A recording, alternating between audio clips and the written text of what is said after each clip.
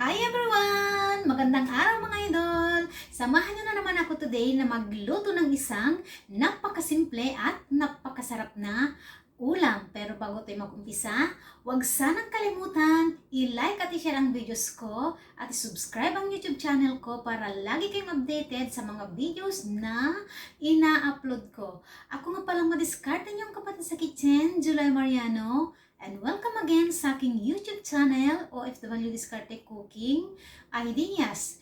Tara mga idol, samahan niyo akong mag-prepare at magluto na tayo ng isang simple at napakasarap na ulam. Let's go! At iyan ang simpleng ulam na lulutuin natin mga idol at ang gagamitin natin, magbe-bake tayo mga loads. At yan yung mga 4 na ingredients na ilalagay ko lang mga lodi. Ayan, samahan nyo akong mag-prepare at magluto na tayo ng isang simpleng ulam na napakasarap. Yan yung ating manok mga lods. Kalahati lang mga lods yung binili kong fresh chicken mga lodi. Ayan yung spice bake mix. Maglagay tayo mga lodi. Itong pinaka mini ingredients niya mga lods. Ayan. Hindi ko nilagay lahat. Then, maglalagay tayo ng soy sauce. Paubos na rin yung soy sauce ko mga loads. Alaya. Ikaw na lang ang magtansya pag magluto ka. Then, oyster sauce.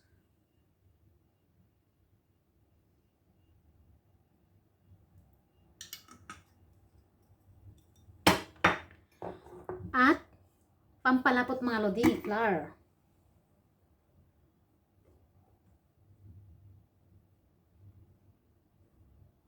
Ayan mga loads. Maghugas lang tayo ng kamay.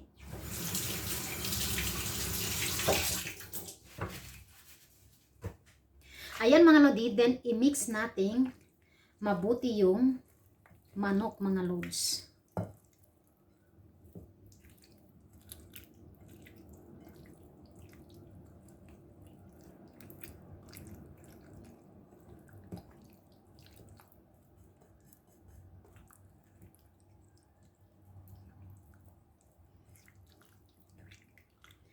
Ayan mga lodi, kapag na-mix na natin mabuti, i-set aside muna natin. Then, i-prepare na natin yung foil natin mga lods. Ibalot lang natin yan sa foil.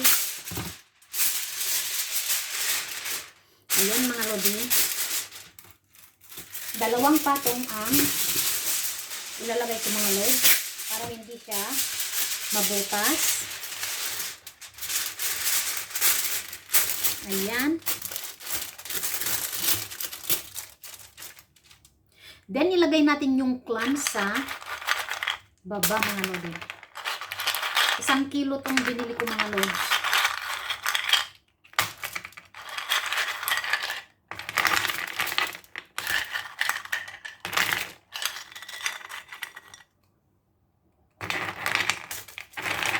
Ayan mga lodi. Ayusin lang natin.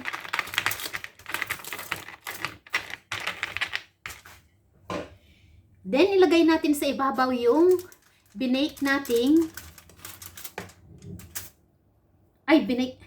yung minarinate nating manok mga loads.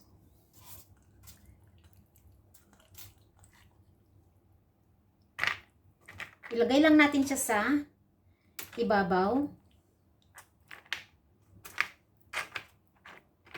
Ayan, ayusin natin mga lodi. Para sabay-sabay silang maluto. Yung sauce ilagay natin.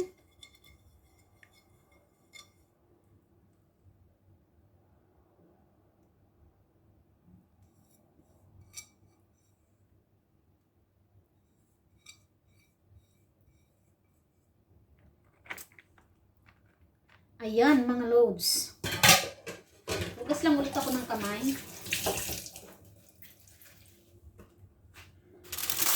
Then, takpan natin mga lodi.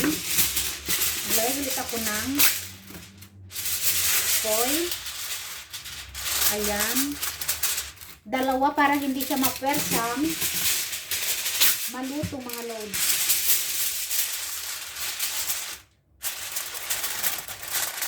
Then i-flip natin sa gilid-gilid.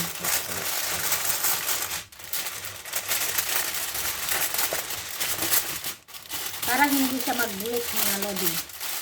At maluto siyang mabuti.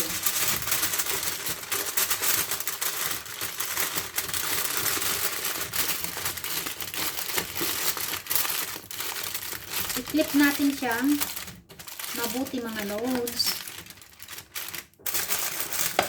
Para maganda yung pagkaluto.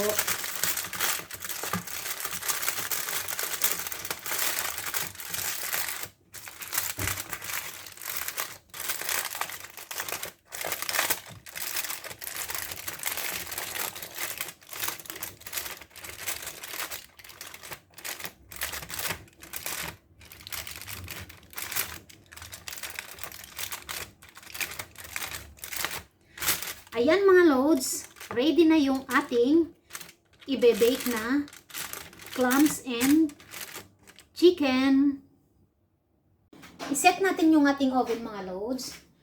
Ayan, nakasagad na siya sa 240 degree and then 30 minutes. Then ilagay na natin yung ating ibe-bake mga lodi habang hindi pa siya mainit.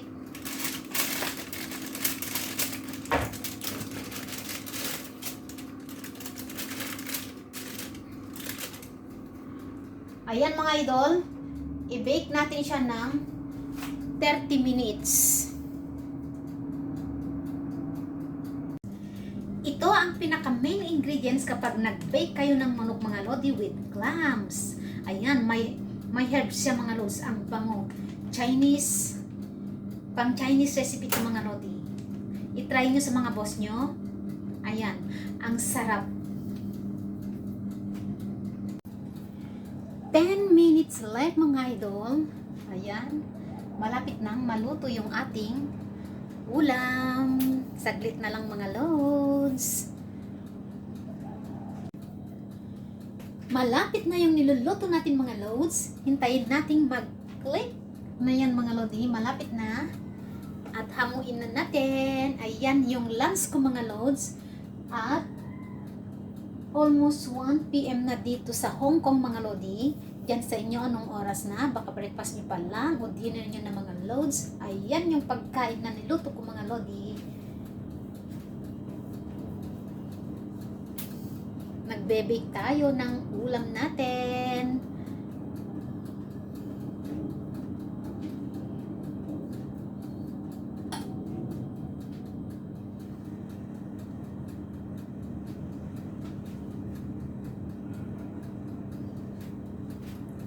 Konti na lang yan mga loads. Hintayin natin. Yun! Tapos na. Luto na yung ating ulam. Ayan mga loads, luto na yung binabake nating ulam. At pwede na natin siyang hamuin. Ayan mga lodi. Wala akong dapat. Ayan mga lodi. Yeah. Ayan mga lodi.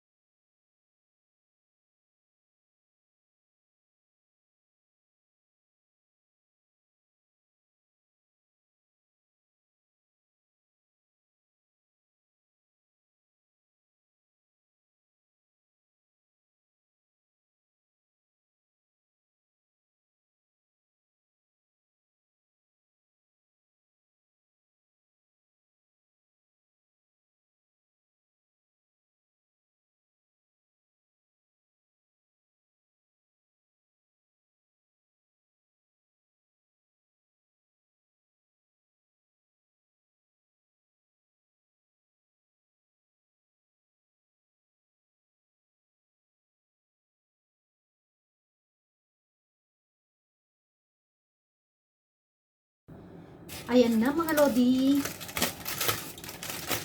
yung ating binake na chicken and clams. Ayan mga lods, yummy! Chicken and clams. Luto na mga lods. Ayan yung clams natin. Tikman natin mga lodi. Sarap mga lods. Kainan na. Yan yung ating baked chicken and clams na niluto mga lods. Ang bango. Ang sarap mga lods.